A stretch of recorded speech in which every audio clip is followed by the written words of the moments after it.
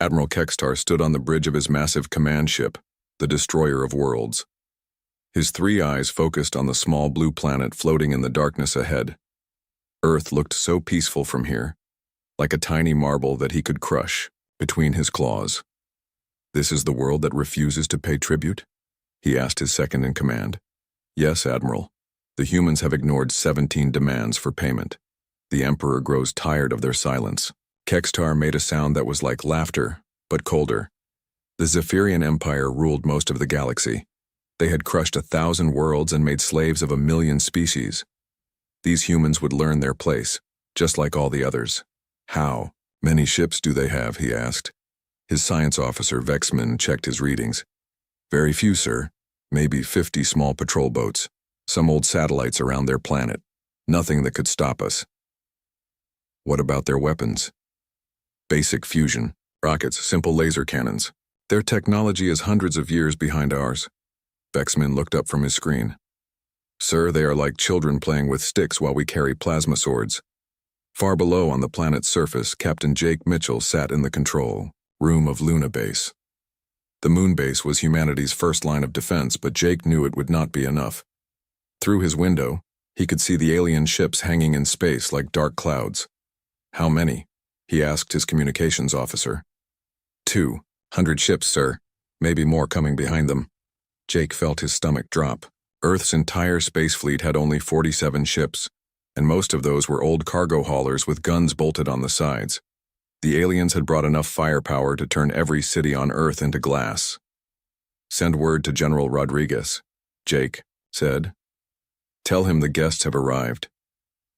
Deep underground in Colorado, Dr. Lisa Brooks watched the same alien fleet on her screens. The bunker around her was filled with computers and monitors, all showing different views of space around Earth. She was not afraid.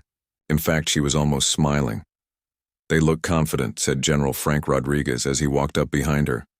"Too confident," Lisa replied. "Look how they're flying. No formations, no shields raised. They think we're going to roll over and give up. Maybe we should let them keep thinking that."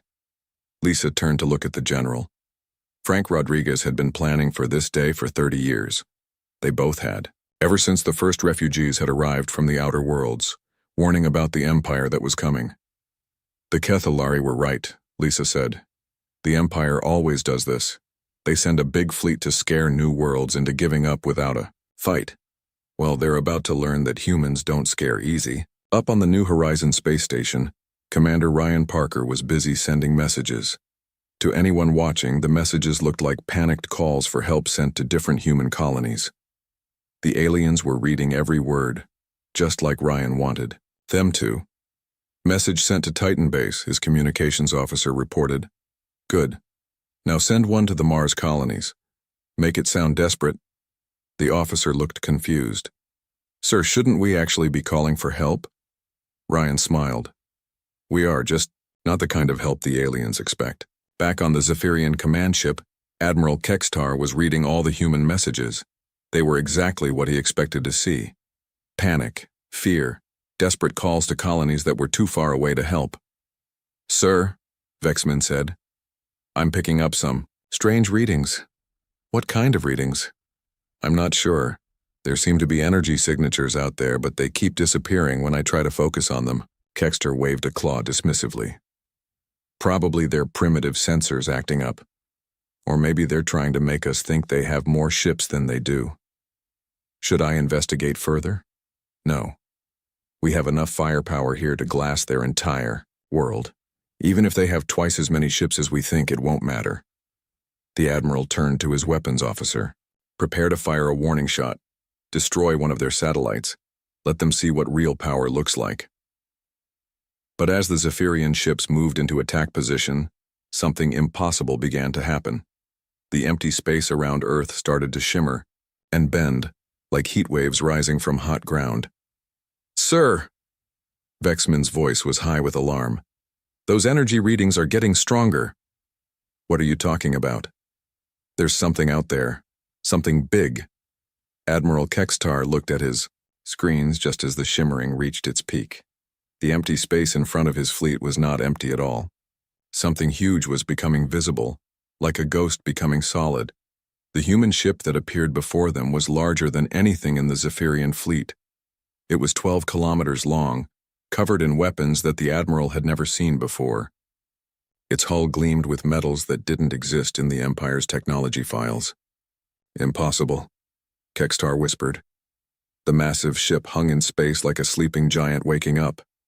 Along its sides, hundreds of launch bays were opening. Inside those bays, the Admiral could see smaller ships that looked more advanced than his own. "Flagship." "Sir," Vexman said, his voice shaking. "That ship's power output is 10 times greater than our entire fleet combined." On the bridge of the newly revealed Supercarrier, Captain Amy Stewart looked out at the Zephyrian fleet with calm eyes. Around her, 3,000 crew members worked at stations that would have made the Empire's best engineers weep with envy. "Open. A channel," she said. Her communications officer nodded. "Channel open, Captain." Amy's voice carried across space to every ship in the alien fleet. "This is Captain Amy Stewart of the USS Leviathan. You are in violation of Terran space. You have 30 seconds to withdraw, or we will consider your presence an act of war. Admiral." Kextar stared at his screens in shock. The readings made no sense. The human ship was showing technology that was centuries ahead of anything the Empire possessed. But that was impossible. His scouts had watched this world for years. The humans were primitive. They barely had fusion power. "Sir." "His weapons." Officer said, "What are your orders?" Kextar's mind raced. This had to be a trick. Maybe the humans had found some ancient alien technology, or maybe they were using holograms to make their ship look bigger than it really was. "All ships," he commanded, "prepare to attack. Don't let them fool you with their illusions." But even as he gave the order, Admiral Kextar felt something he had not experienced in decades of conquest. For the first time in his life, the great admiral of the Zephyrian Empire was afraid. The space around Earth continued to shimmer and twist. More shapes began to appear as invisible barriers fell away. What the Zephyrians had thought was empty space was actually full of human ships, all hidden by technology that made them completely invisible. Admiral Kextar watched in growing horror as ship after ship materialized around his fleet. These were not the crude patrol boats his scouts had reported. These vessels were sleek and deadly, their hulls glowing with energy patterns he had never seen before. "How many ships are appearing?" he demanded. Vexman's hands shook as he worked his controls. "I count 50 so far, sir. No, wait, 70. They keep appearing everywhere I look." On the bridge of the USS Leviathan, Captain Amy Stewart stood calmly watching the alien fleet. Her crew worked quietly around her, each person knowing exactly what to do. They had trained for this moment for years. "Lieutenant Commander Davis," she said to her tactical officer, "what's the status of the alien fleet?" Paul Davis checked his screens. "They're in complete disarray, Captain. Their formations are breaking apart. Some ships are trying to retreat, but others are moving forward to attack positions. And our fleet? All ships report ready for combat. The cloaking systems worked perfectly.